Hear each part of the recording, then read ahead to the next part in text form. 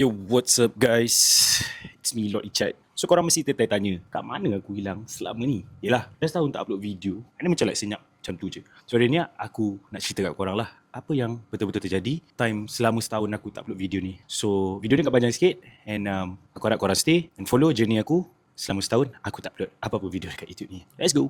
So basically, tahun lepas, bulan 5, aku accident. So accident tu untuk aku sangatlah teruk. Walaupun badan aku tak ada cala apa-apa. And good thing is aku dalam keadaan full riding gear lah. And it helps a lot. Tapi ada dua benda yang punca aku kena terlantar selama sebulan. And 3 bulan untuk recovery kaki. So hati-hati untuk apa yang berlaku. And basically yang teruk is aku punya tulang rusuk lah. Tulang rusuk aku patah. And ligamen kaki aku putus.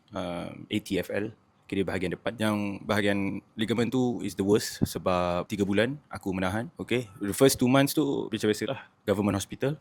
They keep on delaying untuk nak cari punca-punca dia. After 2 months, diorang beritahu yang mana aku kena refer ke swasta untuk proceed buat MRI. Ni after 2 months tau. After 2 months kaki aku non-stop bengkak. Dia tak surut-surut pun. On the 3rd month, aku pergi buat surgery.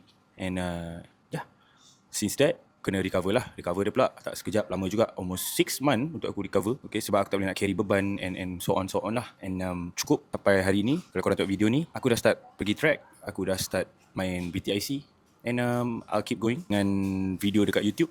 So thank you sebab stay and tanya khabar. So sementara aku tengah recover, and ada sampai yang aku pergi HBC untuk dapatkan all my muscle memory back. Aku harap korang keep on staying and stay tuned for the next video.